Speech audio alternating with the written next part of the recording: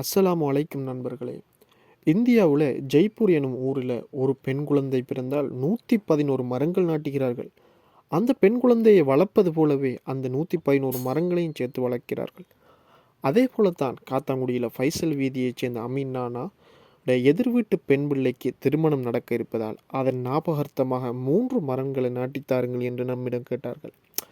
மக்கள் இவ்வளவு ஆசையாக மரம் நாட்டித் தாருங்கள் என்று கேட்கும்போது நமக்கு ரொம்ப ஹாப்பியாக இருக்கு. பட் நம்ம பட்ஜெட்டில் வாரத்துக்கு ஒரு மரம் தான் நட்ட முடியும் என்று கவலையாகவும் இருக்கு.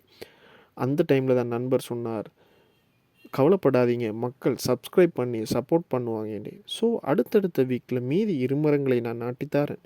இந்த வாரம் எமது 3வது மரத்தை சந்தோஷமாக ஏற்றுக்கொள்ளுங்க என்று சொல்லி கருத்த குழுமான் மரத்தை நாம் நாட்டி கொடுத்தாச்சு.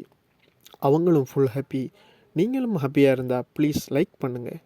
இந்த வீக் முடிஞ்சிட்டே பீச் ரோட் பக்கம் பைக்கை விட்டால் எம்எம்பி ஸ்கூல் கிரவுண்டுக்கு முன்னுக்கும் வரிசையாக 20-25 மரத்தை நாட்டியிருக்காங்க. என்னன்னு கேட்டால் 10 லட்சம் மரம் நாட்ட ப்ரொஜெக்டாம். அதில் ஒரு சேம்பிளை தான் இங்கே நாட்டிக்கிட்டு போயிருக்காங்க. பட் அதில் 10 மரத்துக்கிட்ட ஆடு கடிச்சிட்டு என்ன காரணம்னு தெரியுமா?